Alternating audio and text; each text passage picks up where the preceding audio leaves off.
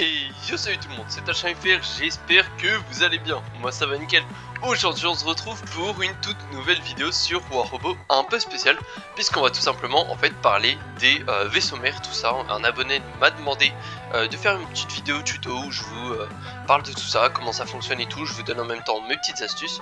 Sur ce, on est parti, hein, let's go, mais avant on va regarder vite fait au niveau des classements. Hein. Donc comme on peut le voir, bah là au tournoi pour l'instant je suis 4ème, hein, mais je suis quand même assez bien classé.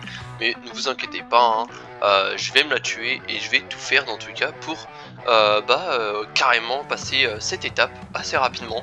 Et tout simplement après passer la prochaine étape, étape 4, et finir premier, donc obtenir le Ultimate Blue Kasari, ça serait vraiment génial.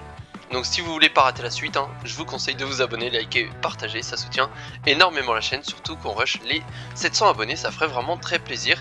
Et je vous rappelle vite fait que notre clan Zetos recrute, alors faut pas passer directement par le jeu, le mieux c'est de passer par le Discord qui est en description, et vous pourrez tout simplement postuler afin qu'on vous dise, après on vous dira toutes les petites conséquences et tout, enfin les petits trucs qu'il faut faire. Donc bref, attaquons directement. Alors, donc... Au niveau des vaisseaux mères, dites-vous qu'il y en a plusieurs types. Comme pour les robots, il y a des attaques, il y a des plutôt défensifs et des soutiens. Voilà, c'est à peu près tout ça. Donc, le premier que vous allez avoir, c'est le Dreadnought A42. Alors, faut savoir que lui, c'est un vaisseau d'attaque qui fait quand même assez mal, hein, faut le dire. Il y a encore des gens qui le jouent, hein, parce qu'ils ont tout simplement pas d'autres vaisseaux mères. En même temps, ça coûte assez cher et sinon, c'est très long à farmer. Donc voilà. Alors, voilà, il y en a quand même un sacré paquet là, ça c'est dans ceux que j'ai, hein, donc on peut voir que j'en ai quelques-uns, tout ça, voilà. Et ça c'est dans la boutique après, donc voilà. Les derniers à chaque fois, il faut savoir qu'on peut pas les obtenir, on peut les obtenir uniquement dans les roulettes qui sont disponibles comme ici, là il y en a une avec le Beholder, et faut savoir que ça coûte un jeton d'amélioration, donc c'est vraiment super cher. Donc voilà, ça c'est pour ce qui est au niveau des composants. On peut aussi en récupérer ici dans les caisses à 100, à 10, à 100 et même à 1000. Donc voilà. Après il faut savoir que c'est pas forcément les meilleurs vaisseaux, puisque je vous rappelle que dans les clans, il y a le chantier naval qui vous permet de récupérer des composants gratuitement avec juste du thorium, afin de débloquer des composants, voilà, par exemple du Frédéric, c'est celui que je joue, qui permet de se surbooster, de se foutre un peu une petite picouse de testostérone comme j'aime bien le dire. Donc voilà, donc faut savoir que du coup ouais, ça coûte assez cher, hein, parce qu'il faut quand même 10 000 points juste pour tout simplement débloquer le vaisseau, comme on peut le voir. Là j'en ai 1000 par exemple sur 10 000 et tout.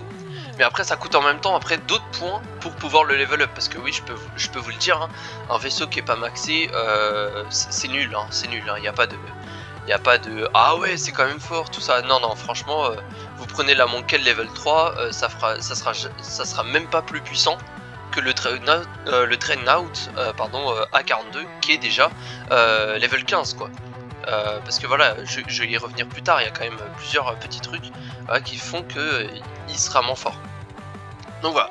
Alors, au niveau des astuces déjà que je vais faire petit à petit, hein, au niveau des astuces déjà pour obtenir les composants, hein, le mieux c'est directement de farm le thorium, récupérer les 100 et les 500 une fois toutes les semaines sur leur site internet. Rien qu'avec ça vous avez de quoi faire le chantier naval tous les mois, donc franchement ça c'est assez clean. Et avec les quêtes vous pouvez donner du coup au clan afin que lui puisse s'améliorer. C'est justement le principe nous de notre clan, c'est tout simplement, je suis en même temps ma petite pub, hein, c'est normal, hein.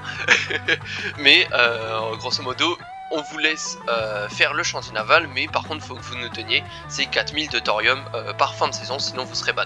Ce qui est logique, hein, parce que si on n'a pas de thorium on peut pas avancer, et on peut tout simplement aussi pas produire de ressources comme des jetons d'amélioration.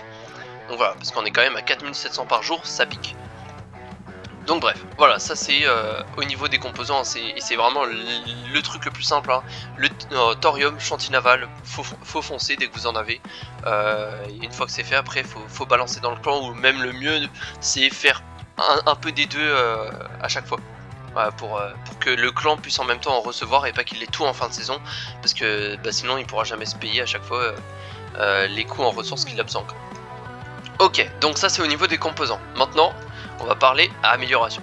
Qu'est-ce qu'il y a à privilégier? Alors, le truc que moi je vous conseille, c'est déjà si vous avez un nouveau vaisseau qui est niveau 3, ne jouez pas tout de suite, hein. Le Dreadnought et A42 est très bien pour le début, hein, faut le dire. Il fait quand même des dégâts assez lourds. Moi je l'ai maxé sur mon téléphone, Bon, je le joue plus vu que j'ai eu le Frédéric, mais voilà, ça reste un bon petit vaisseau pour commencer. Voilà, il y en a quelques-uns qui sont quand même assez bons, donc voilà, après faut juste les monter. Donc au niveau des level up, le truc que je vous conseille le plus, c'est de foncer d'abord sur le modificateur de vitesse de charge. Donc c'est ce qu'on peut voir juste ici, qui va en fait à lui seul permettre de accélérer en fait la charge de votre frappe orbitale. Parce que oui, en fait, il faut savoir que vaisseau mère, c'est quand on est dans le lobby, quoi, entre guillemets, et après quand on est en combat, on parle plutôt de frappe orbitale. Voilà, c'est quasiment la même chose, hein, mais voilà, c'est juste un petit bout de vocabulaire entre guillemets à connaître pour bien comprendre le jeu. Donc voilà, après vous avez deux autres caractéristiques sur votre vaisseau, donc ça c'est des caractéristiques qui lui sont propres à lui.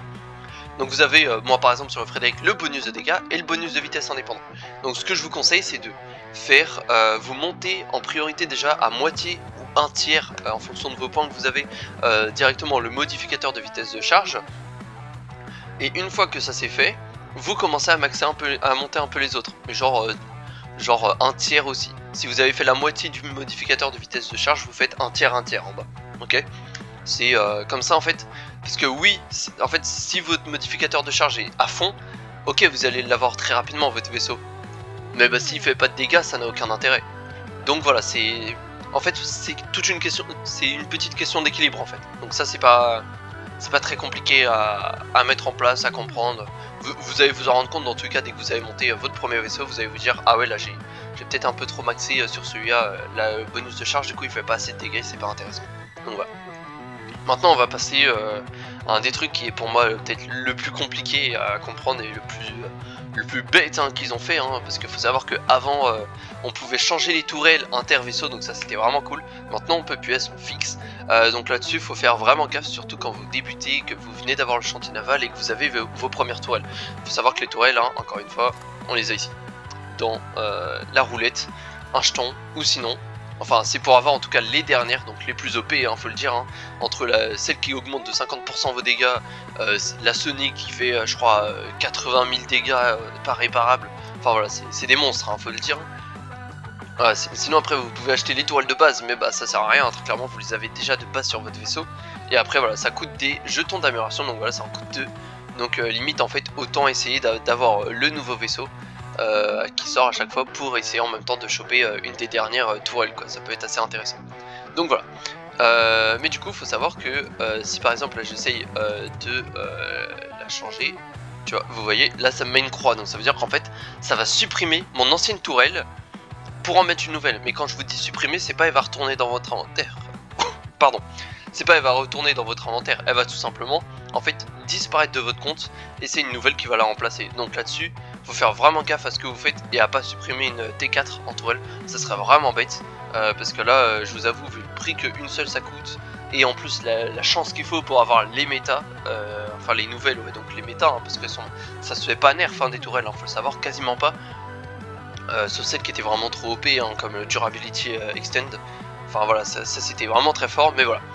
Alors, donc ça c'est au niveau des tourelles, faut vraiment faire gaffe. C'est pour ça que je vous conseille en même temps de soit me demander en commentaire ou demander sur le serveur Discord directement des petits conseils là-dessus. Et pour finir, il faut savoir que je vais quand même vous donner des petits conseils sur les petits vaisseaux qui sont intéressants, vous voyez, à monter au début. Donc, et qui sont faciles d'accès, parce que sinon on va pas partir directement sur les trucs où c'est du pay to win, quoi. Déjà le Dragonaut A42, franchement c'est une valeur sûre, ok. Donc voilà, c'est vraiment assez intéressant celui-là. On a le Northlight aussi. Orient, je vous avoue, il était fort quand il est sorti, faut le dire, mais aujourd'hui c'est vraiment pas terrible. Donc voilà. Ensuite je vous conseille le Northlight, si vous le débloquez, c'est un vaisseau de soutien qui est vraiment très intéressant. En fait il va vous mettre des points de défense, un shield, et en même temps, enfin un shield c'est grâce à la tourelle, et en même temps il va vous mettre, il va vous régénérer de la vie. Donc là-dessus 78 000, c'est pas dégueu, faut le dire, 78 000 c'est vraiment pas dégueu. Donc voilà, ça c'est assez intéressant, et il vous met en plus de, ouais, du coup comme je vous l'ai dit, un bouclier Aegis. Vous avez le Frozen Scorn qui est très facile aussi à obtenir, moi je crois que j'en ai eu 2 ou 3 à un moment, je crois que j'en ai encore 2 en plus, donc voilà, dont un max, voilà. sachant que pour max faut quasiment 10 000 points à nouveau, voire même un peu plus, j'ai des doutes là-dessus.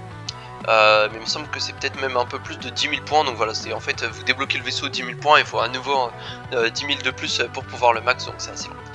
Frozen Scorn, il est bien parce qu'il est bugué, hein, vous pouvez le voir dans mes vidéos tout ça, hein, on le voit à chaque fois, on a beau être en dehors de la zone, il touche quand même, donc voilà, c'est pas mal, mais c'est du dot effect, donc c'est pas des dégâts directs, donc c'est pas non plus le plus intéressant là-dessus quoi. Ensuite, assez simple à monter, il y a le Thor qui est pour moi bien meilleur que le Frozen Scorn, surtout que là en plus il est anti-méta, parce qu'en fait il fait un shield breaker, donc vu que la méta commence à repartir sur les shields, voilà, c'est vraiment assez intéressant là-dessus.